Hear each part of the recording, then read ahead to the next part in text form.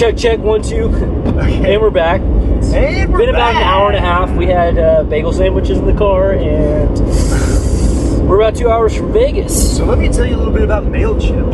MailChimp is all across the board. So, okay, so Not sponsored. we are not sponsored. Question. Trojan condoms. We are sponsored. Magnum condoms. Dude, Magnum's fucking great, actually. Anyway. Magnum condoms and mechanics gloves. Man. And Juanita's tortillas. Yeah. Juanita, mommy, hit us up. Okay, so Seriously. So you were just saying how you need to be number one. Yeah. Once you're number two in the relationship, you're done. So my question to you is, do you think, okay, here's a scenario. You meet a woman who you know is in a polyamorous relationship. Say, take like something like Marie's, like my situation. Yeah. So like you meet Marie, she's like, or not Marie exactly. Yeah. Hypothetically. Like, she's like, I have a husband, we're in this polyamorous relationship, we don't really have any restrictions around what other relationships are like, really into you, but my husband's always going to be my number one. Okay. Do you think that's something that you could pursue? And if not, why do you feel that wouldn't align with like in life or in relationships? I think in a hypothetical situation where they were pre-partnered in that, I would pursue. If the interest was, the intrigue has to be there. That would have to be a pretty deep intrigue. Like one of those contact situations where you're like, I have to know what this person's about. Because that would be me entering a relationship in the number two situation. Right. Which is fine.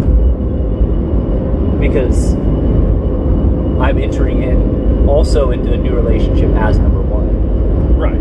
Yeah, because between you and that person, you're number one. Exactly. That person. Yeah, exactly. That's how poly shit works. I mean, that makes sense. Ideally. That makes sense. As long as everyone's on board, for sure. But if I'm searching for a partner, just an open partner, right, that isn't in a relationship already, then I want, if I'm going to invest myself in pursuing that relationship, right, to like 100%, right, I need to feel and know that I'm at least number one in that scenario. At least number one, if not number zero. Dude, zero's not a number. It's the absence of all numbers. Tangent. Let's talk about numbers. Yeah. Actually, did you know? Okay, interesting. So that's kind of how Marie and I approach it too. Where it's like we know a lot of poly couples that don't. What is your? Poly. Yeah, and that is it's called relationship anarchism, and it sounds like kudos to those who can do it, because I think it's like, that's awesome. So essentially when you do that, none of your relationships are held higher than another one. And non-hierarchical? That is called, it's called relationship anarchy, or non-hierarchical poly. Yeah. Which is like awesome for some people. That is not something that I necessarily want. And it's not also, luckily not something that Marie wants either. Unless you're in a position where you aren't pursuing anything necessarily, but you get into a circle of people who are free love. You have a polycule is what it's called, when it's like multiple people that are like enmeshed in other relationships. No, so that's literally what it's called, poly. Okay. And I can see that working. Or if you had like a third partner and like y'all were all on the same level with each other, like nobody held a higher thing. Like the tribunal. Yeah. And like that's the beautiful thing about non-monogamy, is it's like it's an umbrella that can be whatever you want. It's an umbrella term that just means everything that's not monogamy. I mean, honestly, that's one of the biggest benefits, I think, of like shifting into an open atmosphere in regards to relationship, is because it's less about the fucking being able to do anything. It's more about the communication between the two people. Like, where are you with each other? What's okay to do and what's not okay to do? Right. And that's really like the first conversation anybody should have in a relationship. Right. I think that should be a monogamous relationship. Yeah, should have those check-ins. But it took till open relationships for me to honestly have that conversation. Me too. Almost every time. Me too. You know, depending on how you're 100%. Because we go into monogamous relationships with this cookie cutter idea of what the relationship is like. Yeah. You're not gonna be romantically involved with other people emotionally or physically. It's kind of like pretty much, at least from the South, from the get-go. Yeah, I think that's what most. I'm gonna guess that's what most people's idea of monogamy is. Is that like? And obviously, that's a generalization. So it depends on the people. Yeah. But like, you know, you're allowed to like. You want in a monogamous relationship. Yeah, typically other partners that are physically or emotionally. Yeah, that makes sense. But it's like you can have friends where you have those like connections. But if it's like somebody of the opposite sex, then all of a sudden it becomes this like seen as a threat to most people in generalization. But like, no, for sure, definitely. Yeah, I think just the non-monogamy just like opens those doors and saying like you can have other types of relationships that aren't purely platonic with people, and it doesn't change the relationship you have right now. You know, it doesn't change your not at all. Yeah, it really just opens the amount of willingness, how willing you are to like open yourself to other people and see where you're going to meet each other in the middle. Right. And forces you into having deep ass conversations a lot, which is amazing. I've never experienced that in a relationship before, where it's like so easily you communicate. And I mean, I'm obviously very lucky. Like Marie is it's so incredible, and like there's nothing that we can't work through by talking about it. Yeah. There's literally like there's I don't think there's anything that would happen that could like cause us to be like, wow, should we eat this? Like we've even talked about that. What are the hypotheticals? Yeah, we're just like we can't come up with anything. So it's like I think we can get through just about anything. We can pull this off. So I'm obviously coming from a place of like privilege that I found somebody that's so very, very secure. So yeah. So, not only that, the security, also like it's kind of like a hilarious situation, especially when I talk about it with other people, because it's kind of like having your cake and eating it too, you know, where you're like, 100%. Got too much cake. Yeah, too much cake.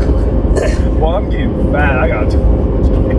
Yeah, and I mean, honestly, from my like migratory lifestyle that I've had the past couple of years, I think is the first that kind of pushed me into them waters.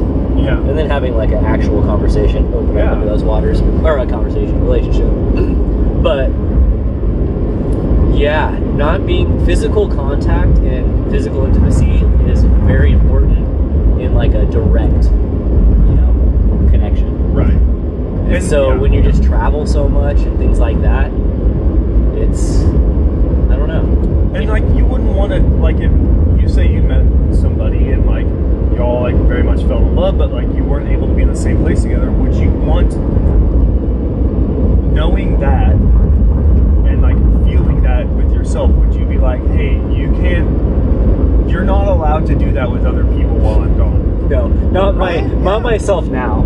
You know, I can laugh at it now, but like, yeah, years ago I would be like totally different probably. Oh, me too. Or like, for sure. I'll have to have like a pretty emotional roller coaster for a little while before I can actually figure out the stability that I'm capable of. Right.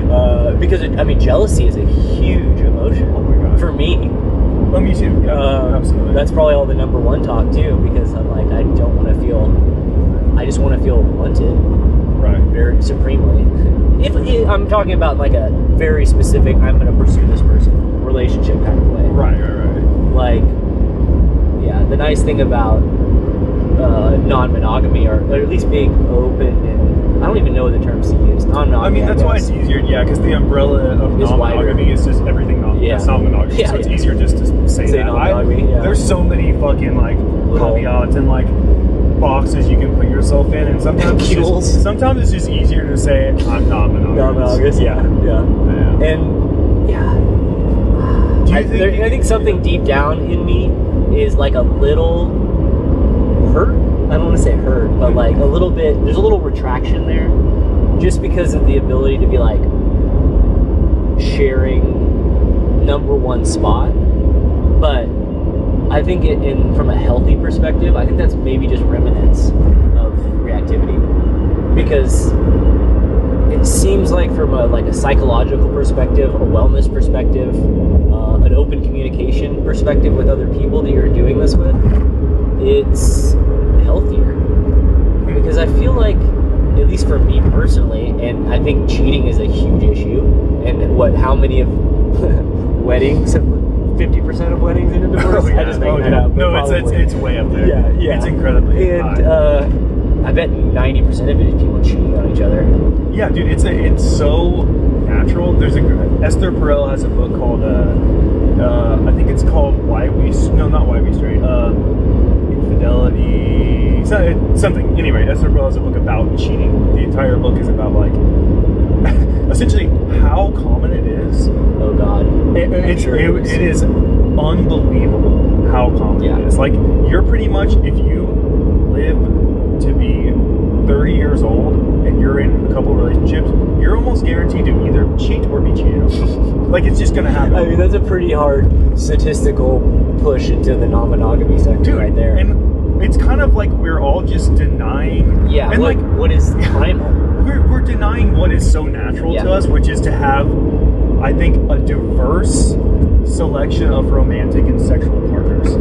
And not even to say that non-monogamy is on a moral level higher than monogamy, because I don't necessarily believe that. I just think that it doesn't make sense to limit yourself to one person. Yeah, unless it works for people. It probably works for some people. Some people, but I don't think it works for everyone. Even 40% of people out there. Yeah. And people who are just really, I feel like you got to be honest with yourself. And I mean, this is also coming from a background of Arkansas raised. I've never been to a therapist, which I'm trying to not. Never been to a therapist, but side note, never been to a therapist. All self-reflective in a sense, or course corrective, self-correction as well. Personal cognitive behavioral therapy. Yeah, and all sorts of explorations, but I feel like not even in the sense that I have an urge to pursue more sexual or intimate relationships, but in the sense that if it arises on the stage of the world, in front of me, I'm just having the ability to take that path if I want to is more important than doing it. Yep. 100%. Having the freedom to know, just knowing, because I 100% agree. For me, it's better.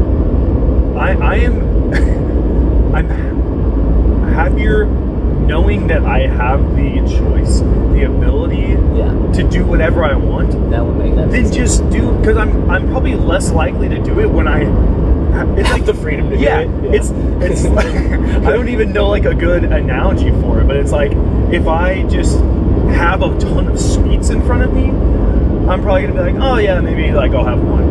But if somebody's you can't have any sweets at all, I'm gonna really want I'm gonna want some fucking truffles, and I'm gonna want some cake too. But it's I don't know if that was a good analogy, but I mean, I'm not sure it nails it on the head. It's if you're gonna restrict something, it's gonna make, it's like raising a kid. If you restrict them from anything, it probably feels like a lack of freedom. Yes. On I hope both parties' part.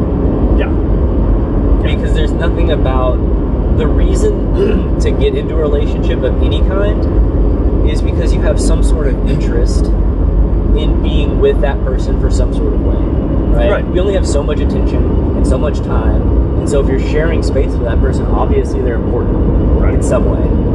And it's if I am gonna sacrifice all future experiences with people for this person, or puts a lot of pressure on that person. Yeah, it's could anybody ever be everything for you? I don't. No. And God, I'll never be everything for someone else. No. I'm barely everything for myself. Nobody could. No. It puts so much pressure on your partner and you're like, you have to fulfill all of my sexual desires, all of my emotional, you have to be everything for me. And then knowing, like, you know, I remember being in monogamous relationships and like having a magnetic attraction to somebody else. Yes. And not being able, just being like full of shame and guilt because I was even thinking about like, wow, what would it be like to kiss this person or like whatever. Like I'm like, you can almost feel. I mean, I can almost remember feeling retroactively bad for how I had interacted with someone in person before I even thought about what was happening. Mm-hmm. Like, was I flirty? I was too flirty. Yeah. Oh my god, my fucking girlfriend would, if she was here, would be really upset because I was flirty. You know, it's fucking weird, and I don't want to put any of those boxes on myself or other people. You know what's rare and kind of fun, and this is kind of a tangential side swoop, is flirting with males. Oh, dude, I love that shit. It is so fun. It's rare that it really works, but sometimes it'll work. It's funny. Dude, I love hyping people up in a flirtatious way. Yeah. It's like one of my favorite things about interactions. It's so great. Anytime I see another mustache, I'm just like, damn, bro, fuck, that mustache is sexy as fuck. You know, it's just like, oh my god, thank you. Thank you. And it's like, why can't we do this more? We're like, bro, you're fucking ripped. Yeah. Nice. There should definitely be more up shots than down shots to people these days. Yeah. So, fucking homework for you people out there, go give some random person a compliment. Dude, for sure. If you see something you like on somebody, tell them. And you don't have to do it in a creepy way. Like, you don't have to catcall people. Even if it's that means actually you're wanting something from them. Right. You can just say, even if it's somebody you're attracted to and you're like, oh, fuck this person. And you can still just be like, oh my god, I just want to let you know, your hair is incredible. Anyway. See you later. Anyway. And then don't expect anything from it. It's pretty fucking easy. I think that's a great way to look at lots of things. Like, don't go into it with expectations of wanting something back. The expectations ruin everything. And no good relationships are transactional. Right, exactly. There should never be a tab or like a tally of like... except for this fucking gas tally. That's different. Our relationship is different. It's different. Well, okay, this could be an interesting transition. Speaking of flirting with males. Damn, your mustache is looking pretty good over there, guy. I can't see it because it's dark as fuck. Also buzzed. Actually, you don't. Yeah, you didn't take the mustache. No, I mean I've got a little bit. It's like more of a petty stash. It'll be like 2 days, and then it'll be back to it'll be more lush than mine is in fucking years. Okay, here's an interesting question. Why? How to transition into this? What do you feel like?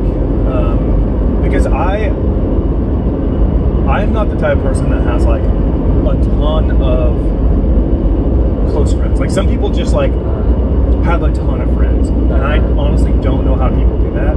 I have a lot of like acquaintances and people that I consider friends, but I wouldn't consider them like close friends. Yeah, like it's a handful. Totally. What do you feel like? Why are we friends, dude? Why are we fucking friends? Why are you friends, dude? No, I think I have a very small network. Yeah. And actually, just recently, it got considerably smaller. I've been like kind of contemplating that recently, and thinking about like, oh man, should I do like Friendsgiving, or like I need to see the people in my life that I care about more, right? While I can. Totally. So it's like I should make some of these holidays. Don't worry, you never fucking know. Yeah, dude. Every day. Remember, twice a day, every day. Every time you fucking eat. No, I think it's always been really easy to just be myself around you from the very beginning. And it's a safe space. We've weirdly co-adapted for years now. I mean, when I met you really young, but didn't like start really hanging out. Yeah, I don't think. Later. I mean, even when we were like in high school, I feel like we were friends. But but we were like ride or dies. Yeah. Yeah. No, I don't. It took till like, I guess, yeah, We were in our 18 or 20. I think we were in our 20s. 20s? Before it actually, like, yeah. Dude, maybe you were one of the ones. Maybe we were the ones that made it out. Yeah.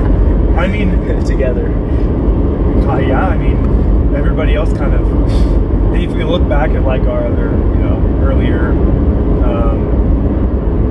friend groups. And it's also, it naturally, over time, I think this happens to everyone, it naturally gets smaller because of the way we push ourselves through like the education system, those kind of things. Because our community is big, right? And then life happens, and it continuously shrinks. And then usually it happens with the people you're working with, right? In like a career setting. Then you end up being friends with them and that kind of stuff. But I think climbing was probably, it had to be a huge... dude, there's no doubt. There's no doubt. My memory is absolutely horrible. So... I can jog your memory. Right? Yeah, no, I mean, please do re-jog my memory about anything. But I don't know, I think we went through some adaptive phases beside each other. Right. As like a closer knit group. Yep. Like 1 to 4 or something like that. And honestly, there was some rough situations through a lot of it. Oh yes, there always. Yeah, there always will be. Yeah, absolutely. But I guess because it's been easy to be open with you, that any time that something's happened, we've always been able to just like talk it out or work it out or just continue and progress. It's interesting that it's been so long. Now that I'm trying to reflect on it on the fly. I mean, it's been like, you're probably like, how old? It's like 20 years. Wait, is that right? Probably like 14, 15, somewhere in that range, right? You're in like, you moved back to like 8th grade, 7th grade, yeah. So we had to be 8th grade, 9th grade. Like 20 years. That's fucking wild. Yeah, it is fucking wild, actually. Yeah, I don't know. It's just, I think having mutual interests has always been like a glue, kind of. Yeah, definitely. I mean, I think there's something about that in adolescent play between the sexes. Is that, which is interesting. I think males will typically play beside each other, and females will play face to face traditionally. Interesting. Which is kind of interesting. But I do feel like we've co-adapted through so many different experiences. Now that I'm getting different flashbacks, like Kizzy or like fucking those parties at the place outside Greenhouse Grill, and all different flashback times. I mean, we're talking like evolutions through socio spectrums, educational spectrums, so many different experiences. I think the reason that I always felt drawn to you was because I kind of admired the way that I don't know, you just have a very different way of approaching situations and people. And it was always done with like a sense of humor, but you're also so fucking blunt. like to the point where sometimes I'm just like, what? You're not born with like a filter? Like, but this is like, like earlier, like in our like 20s. But it was always really, really endearing, I think. Where I was just like, man, this guy like does not give a, like doesn't care and is just gonna say whatever's on his mind pretty much. Yeah, that's true. And it was very I was just like, damn, I like want a little more of that because I think I grew up very shy and like hesitant to like speak my mind and like have differing opinions. And so you were one of the first people I think I met that was just like, I don't fucking care. Like I don't agree with that. And I was like, whoa, I don't think that was cultivated in me as a kid. Yeah, fair. And I was just like, oh my god, you can do that. Like you can just disagree, and that's okay, and like nobody's gonna yell at you. Like, whoa. So I think that was just like very influential, and I kind of just always looked up to you in a weird way. Yeah, in a I guess a weird way. I was always just like, I want this guy to be my. Also, you're just funny. I do enjoy real talk. Yeah. There's no doubt about that. It's like I've always really liked. I think it's like an Amish proverb or some shit like that. It's like if you can't improve on the silence, shut the fuck up. Basically shut the fuck up. Like, I like that. It's not just worth blabbing about. things. It's about having like progressive, intelligent conversation where we're trying to get better either at what we're talking about or what we're doing or something. Are you adding to the conversation, or are you just talking shit? Yeah. Like, fucking, yeah. And I think it takes, I mean, a lot, this could go back to relationships, which would be nice, is like, listening. I've always really enjoyed being like a part of the situation, but not necessarily. This is kind of funny because I thought about this in why I like mountain guiding so much, is because I'm not the show. Right.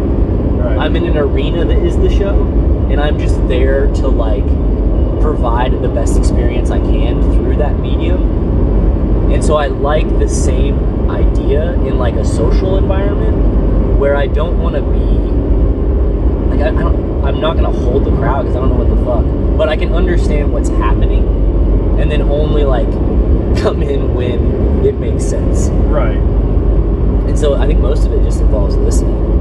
It's really hard, and that was one breakthrough that I think we had, is like a relationship, is when like I was like, and pretty much anybody that I'm trying to get closer to now, I understand this, is like, you're gonna have to ask me questions because it's just like not the way that my mind works. I remember that. That's like a core memory, and I think that's when we broke through like because I've kind of always been the same way, where like I'm a better listener than I am like a speaker or a talker. I would much rather be on the listening side. And I think when you get two people who are like that, it kind of just there's just a lot of like, we just did shit together. Crickets, yeah, we just like talk about something. Shit. And I remember we were at Cowell at Font and we were camping, and this is when you had the Forerunner. And I remember we were literally like camping. We made a fire and we just sat there like not talking for like a while, and then you literally said, you were just like, you know, if you ever want to like talk about anything, just ask me something. That was almost verbatim, and I was like, whoa, like you know what? Because I'm so used to it being the other way. Yeah. And I was like, interesting, and I think that like that was definitely a game changer. Yeah. So good on you for like saying something. I mean, that's also kind of funny, dude. That reminds me of this Russian guy I had, private ice climbing client for 4 days on the North Ridge of Bieker, and 1-to-1, just me and him. And we start out of the car, and I am not going to talk. Like, I usually just wait to see, like, test the people and, like, see what they're going to say or, like, how long they're going to go. We went all the way for 2.5 hours to camp and didn't say a word. And I was like, kudos, man. That was the first guy. I was like, in my head, I was like, he got me. Like, I thought about, should I speak? And I was like, no, we've gone too far, you know? Like, now, you couldn't be nice. I couldn't, no, that, at that point, I'm like, now I'm on the, like, hierarchy of, like, power, because I'm in charge, so, like, I'm not gonna let up, but... What was your first, like, do you remember, like, when you got to camp, like, what were... Oh, I just remember coming to camp, turning, and then being like, okay, this is Mirkwood Camp, and, like, being like, you're typically be in these situations, like, bathrooms over there, awesome. You know? It's like, this is the scope, Maslow's hierarchy of needs. That's cool as fuck. But, yeah, which is it's kind of interesting that you say that, because in a weird way, retrospectively, when I think about other people interacting with me, I have this very, like, unself-worthy aspect where I'm like, I wonder what they get out of it. You know, sometimes, because I'm just like, I'm really not good at like just generating conversation. It's one of my least strong points. And like, I don't know, it's always interesting how we approach any relationship with another human, but like how it's two-sided, obviously. Right. They're coming at it for some reason that's, you know, beneficial for them or like intriguing in some way. But you can never be on the opposite side of the coin, you know? Right. You never truly know what's you'll never truly know. Else's head, And it's always been a safe space with you to be like, there's no topic that I couldn't talk about, or like, I could probably tell you almost any fact about, I could have done something and I'd just be like, yeah, this is the first person. And unless I murder someone, then I have one more person to call before I call you. Shout out, you know who you are. And then that probably never gonna happen, but just so you know. But. No, I feel like that level of I feel the same way about you. Where like, I mean, it's obviously like I have two people in my life like that now, where it's like like there's weirdly with that there's not a hierarchy for me when it comes to like you and Marie. That's totally there's not a hierarchy there, and like she knows that I'm like, this is also my number one. Like I can have multiple number ones. So I guess in that way, they're also different number ones. Right. They're like an apple and an orange. Different. Yeah, they exist in different ways. Both equally amazing, just like different in different ways. But yeah, I don't feel like there is a topic that is off bounds with you, and then I would feel any type of judgment from you because you think so logically, and like your mind is really sharp. So like, if I had like a major problem, I would want your advice because I like respect your ability to think about things and like problem solve. That I'm like, if there was like a real problem or like I was in trouble or anything, I'd be like, okay, that's obviously the person I'm going to talk to. I always wonder in a weird way who's going first. Yeah. You know what I mean? More like, well, I guess you're not really. I drive. We both drive. How much you drive? We both. I mean, we're cruising at 80 miles an hour I probably drive more than you do, actually. So I'm probably going to go first. Yeah. Yeah, that's going to suck. Yeah. That's going to be really rough. That was one of the reminders today. There were like 4 things you have to remind yourself every day in this Buddhist talk I was listening to. And I am not exempt from old age. I am not exempt from death. I am not exempt from losing everything I've ever loved. And I don't remember the other one, but those are pretty much to the point. You get the meaning. Well, you give me those 3, and you gave me the 4th of those 3. You're gnarly. What's the point? Oh yeah, I think it's probably just as gnarly. Probably, yeah. I mean, that's like it's true. It's like most blunt capital T fact. I mean, if we were gonna take a list of the capital T's, that's probably them. I mean, that's like the same Stoic practice of meditating on your own death. It's the same thing. That just like impermanence is a capital T truth. It's inevitability. And why would you turn? I think one really beautiful thing about our relationship is it feels like a force multiplier. Like I never feel diminished in any way, no matter what the situation is.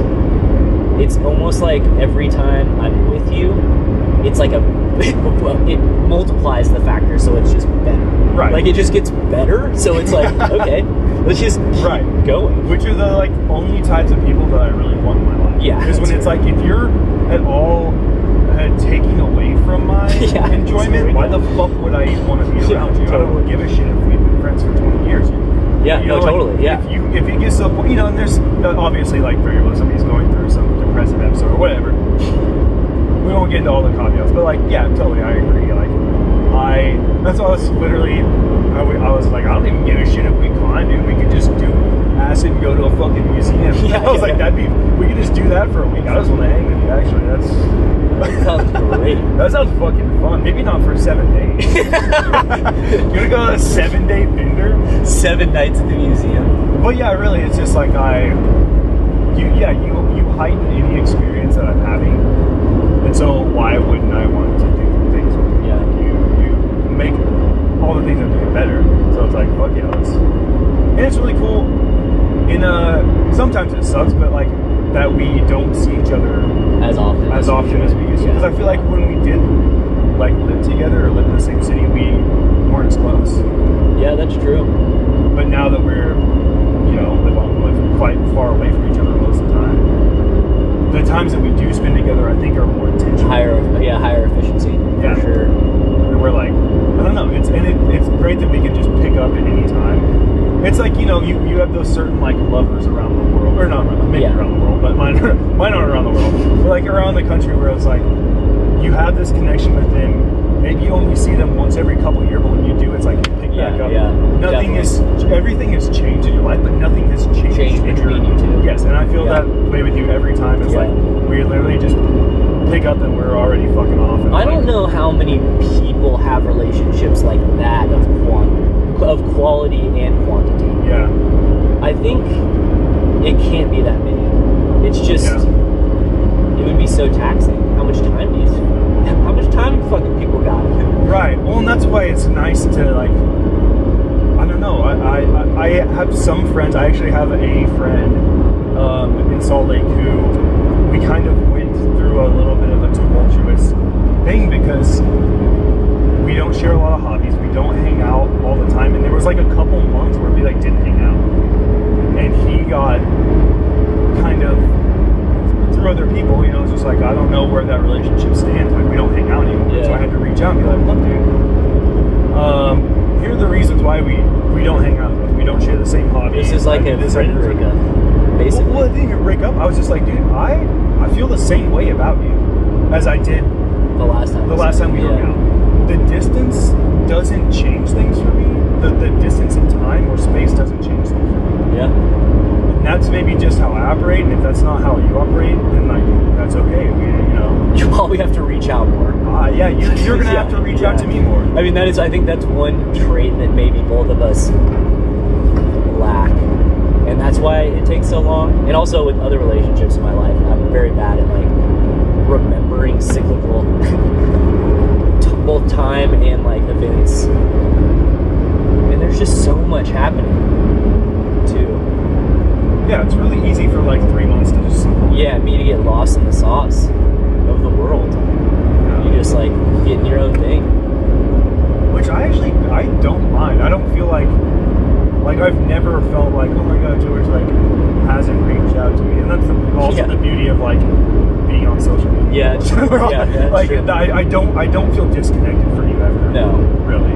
No, I mean, because it's only anything that's real. It's gonna come from my mouth too. Yeah. next time we see each other. Yeah, and it's honestly just like easy, and I hope other men have similar relationship with their male friends. I don't know. I'm sure some do, but I think that we have a very like healthy relationship that we're like. I mean, do we even put a lot of? It's like we don't even have to force like, like you know, like some people have to like scheduling time to hang out. And it's like, oh, it's fucking easy. Like, see you when I see you, it'll be awesome. And there's just so much history. I mean, I've only had there's just a lot of good things too. Oh, you did a lot of drugs together. I think a lot of the psychedelic. Oh my god! Yeah, I mean, quite bonding. There's quite a lot of baggage with these things. Our souls are bonded now. I mean, we were talking about. This is what I was talking about earlier when we're talking about so many almost epochs of self-development, because we have like spiritual progress and the whole years of psychedelic use.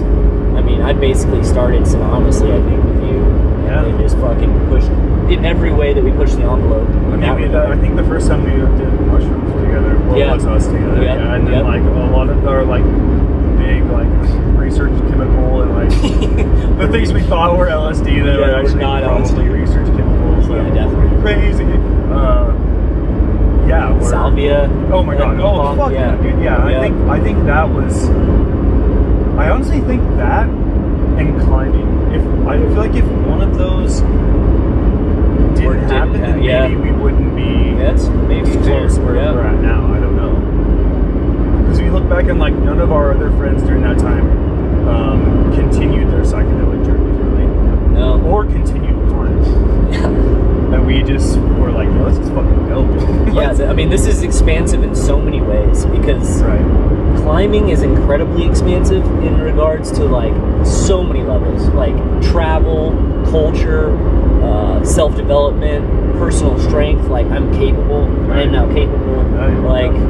So many different, and so is our psychedelics in that regard, where it's like it can be supremely expansive if you're ready for what it entails. Even if you're not ready. Sometimes you just get your head thrown through the fucking window. It's true. Like, here you go. But it'll teach you something. Right. Like, they're all a valuable lesson no matter what way they go. Right. Because Lord knows they've been some squiggly ways. Which, like, and who knows if that came about from the psychedelics or if we both, because, like, I don't know, I think we both had interesting spiritual developments. Like, I feel like we kind of hit it at different times. Definitely. You know what I mean? Yeah. Like, I had a very early introduction to, like, Buddhism, actually through Corey, like, introducing me to, like, Buddhist thinking, and then, you know, like, yoga practice was, like, very, and I think actually feel like that time in our life, like, we weren't super close. You're right. Yep. And because I was just going down this, like, very different path, and then, like, you know, we just kind of, like, went in and out of these things at different times, and now they've kind of solidified into, like, very similar too. Yeah. Which is interesting. Yeah, it's weird that we, I think, have it almost just feels like we are, like, we mutually grow in kind of the same direction, even though we're not. It's like similar trajectories. Yeah, somehow. I don't know how it happens. I don't really know either. It's almost like those what's the, like, physics thing where there's, like, two atoms that, like, are joined and they, like, affect each other, but they're gonna be, like, Watching entanglement. Yeah. Or I thought you were about to talk about Mobius strip. I was like, that's cool too. Yeah, that's what. Yeah. But the Mobius strip is one thing. We are two individual things. Well, no, it is. That's why a Mobius strip is unique, is because it's a two-dimensional surface on both sides. Right. But it's one surface. Thing. Yeah. Yeah. So they're two entities, but one as well. That's just trippy as fuck. Yeah. Because it's literally just a strip of paper twister. Yeah. Who the fuck did that? And was just like, oh, the shit. Mathematics here is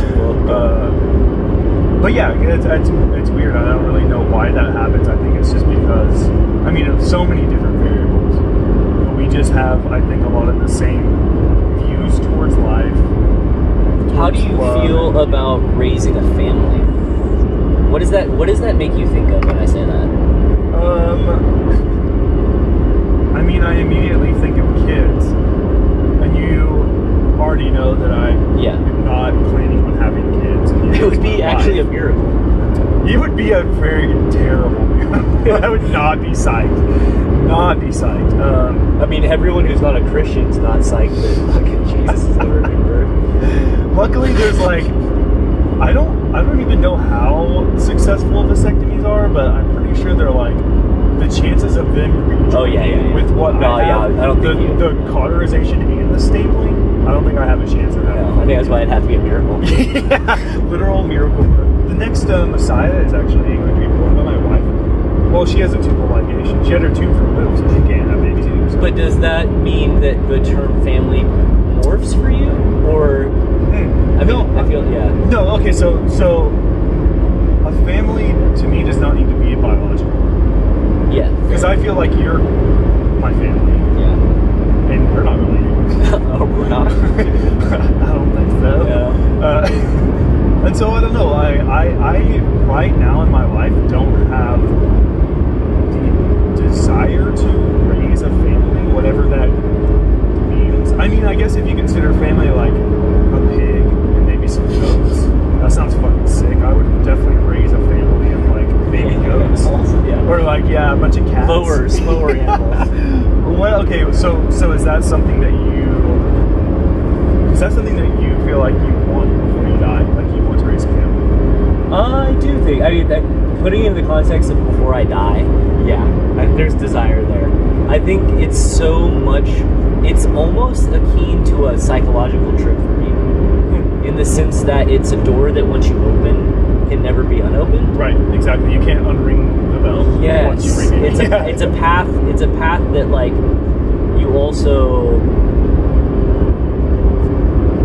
You can I don't want to say miss out on experience, but it's the best way to put it, because, like, the experience of, like, having a life there I mean, I do understand also, like, restrictions. I'm a male, I can't have a baby. So, like, I'm realistic in that regard. But, like, there's even been thoughts in my head where I'm like, dude, if I'm financially stable and I'm, like, 48 or 50 years old and I could adopt, like, a fucking kid. Yeah. Because, I mean, at least I have a choice to adopt a kid if I wanted to. Which is kind of a different sheet, but it's still overall the same trajectory progress in a life experience. Yeah. Where you're like bound to this entity. And like its growth through the process of discovering the world for how it is. And I think that is the beautiful thing. What I would like to have at some point, hopefully, with a partner who's willing to have a baby. Yeah. Because like that whole process just it's a fucking human reboot that you get to watch and just be a part of. And it's never gonna work. It's never gonna be perfect. It's never gonna be perfect. No matter what you do, you've already done something wrong. Oh yeah. And you've done something just wrong by figure it out. bringing the child into the world. I mean, in the first place. for sure. Without consent.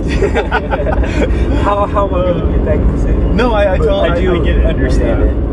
There are certain draws to it that I mean, I've thought about this a lot too, like going through the process of not being able to have kids. I'm like, there was some hesitation there because I was like, there are obviously going to be experiences that I am not going to have. Like, I'm never going to get to see watch my partner give birth to our child.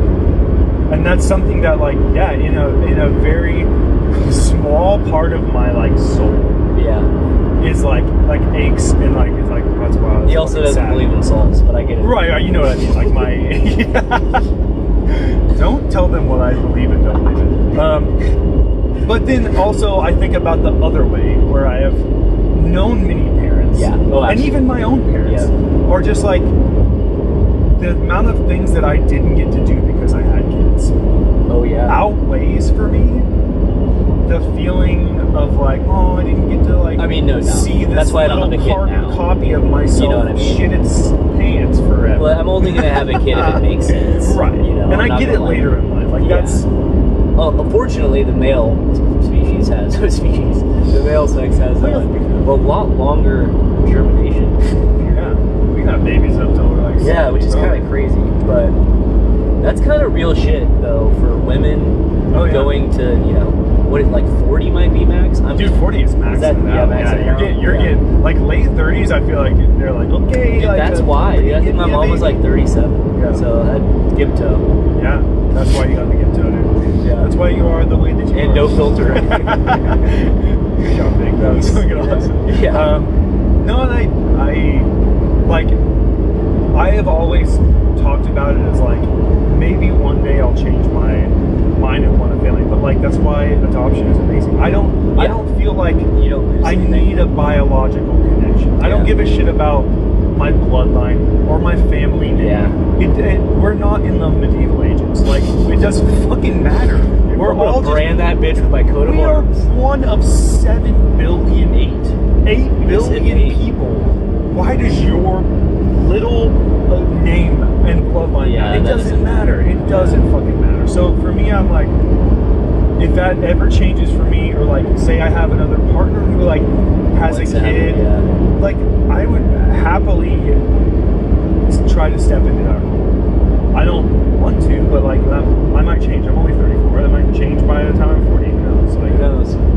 Yeah. And who knows? I mean, if Marie had wanted to have a fucking kid, and she was just like, yeah, I don't want to get divorced. I have a fucking kid right now. But like, thank God. Shout out to Marie. Thanks for nipping that in the bud. And for access. And for luckily we had access. Totally. 4 years ago or whatever. Shout out to all the progressive states out there, where we can still have women's reproductive rights taken care of. Abortion access for everyone. Which is also a very, I've fucking just traveled so much recently that I just haven't been able to be like, I need to schedule an appointment to get a vasectomy. But I do feel like there are way better alternatives for birth control on the male side of things. Oh my God. than the female side of things. Where the So fuck just is putting that Vasectomy out. at? Yeah, I mean, Jeez, come we've been on. waiting since we were in college. Remember when that was like? Yeah, I mean that's. You found out about that shit Yeah, in college? no doubt. Look That up would be easy. Vasegel. Yeah. It's groundbreaking, and we still can't get it. Yeah, I think you can go to India and get it. Yep. I'm pretty sure that's where it was most widely used. Yeah. Fuck the FDA. Just kidding. I don't know. Whatever. Yeah. I think that's who's holding it up. Who knows? But yeah, I mean that's a huge, especially if you're like if you're not game with pull out or condoms or whatever the situation is, like that's a shitty responsibility for a woman to have, To put on considering woman, for all sure. the like if like a copper IUD or whatever works well for that woman, thank God for that. Right. But like the hormones, or like some people get better, Dude, some have people you- get worse. How could you know? What about just like put in? oh, definitely. Holy but like, shit. could you imagine like just the willy-nilly birth control period at the beginning of your cycle? God. Like, if I was going to a doctor, it's like he's like, yeah, we'll just prescribe this one for you, and you're like, well, okay. This one makes me want to kill myself. Yeah, yeah. Like, oh, I'll try What this other the one. Oh, this fuck? one makes my fucking hair fall out. Like, I'll try another one. It's just because like for decades and centuries, we just have cared less about women Yeah, and like definitely. their pain. We don't give a shit. Yeah. I mean, they couldn't even vote until the 1900s. Right? I don't think they could So even own funny. land until like Yeah. early 1900s. God. Jesus And, fucking yeah, Christ. reproductive rights are still not legal. Oh my so, God, yeah. Speaking of men, everybody go out and get a vasectomy, or be okay with not, If you ask for don't consent. support abortion, you should not get to look Or at be a able to pussy. throw down $50 whenever you want. But yeah, you have no say. Don't sleep with men who don't support abortion. Amen. Fuck them. Fuck 'em. But don't fuck them. Nice. That seems like a good point. I took a wild tangent, but that was fucking great. Is that an hour? 52. Yep. Damn, we're killing it.